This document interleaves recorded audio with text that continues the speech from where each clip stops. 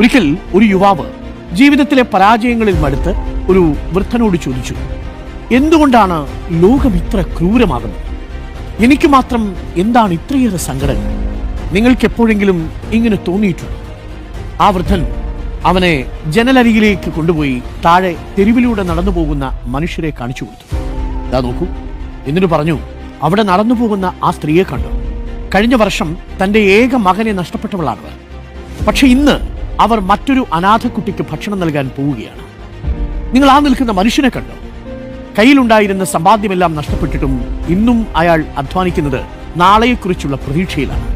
നീ നിന്റെ മുറിവുകളെക്കുറിച്ച് മാത്രം നോക്കിയിരിക്കുമ്പോൾ അവർ തങ്ങളുടെ മുറിവുകളിൽ മരുന്നിടുന്നത് മറ്റുള്ളവരെ സഹായിച്ചുകൊണ്ടിരിക്കുകയാണ്. പ്രിയപ്പെട്ടവരെ, നിങ്ങൾ എത്ര നാടുകൾ കണ്ടിട്ടുണ്ട്, എത്ര നാട്ടുകാരെ കണ്ടിട്ടുണ്ട്, എത്ര പേരുടെ കഥകൾ കേട്ടിട്ടുണ്ട്. നമ്മേക്കാൾ 100 ഇരട്ടി സങ്കടങ്ങളും ദുഃഖങ്ങളും അനുഭവിച്ച അനേകം മനുഷ്യർ ഇപ്പോഴും ചിരിച്ചുകൊണ്ട് ജീവിക്കുന്നുണ്ട്. നമ്മുടെ സങ്കടങ്ങൾ പർവ്വത സമാനമാണെന്ന് തോന്നുമ്പോൾ ഓർമ്മിക്കുക, നമ്മളെക്കാൾ വലിയ പ്രതിസന്ധികളെ ഒരു കൂസലുമില്ലാതെ നേരിട്ട് ജീവിതത്തെ പ്രണയിക്കുന്ന മനുഷ്യരുടേതാണ് ഈ ലോകം. പ്രശ്നങ്ങളില്ലാത്ത ജീവിതമല്ല, മറിച്ച് പ്രശ്നങ്ങളെ അതിജീവിക്കാനുള്ള കരുത്താണ് ജീവിതത്തെ മനോഹരമാക്കുന്നത്.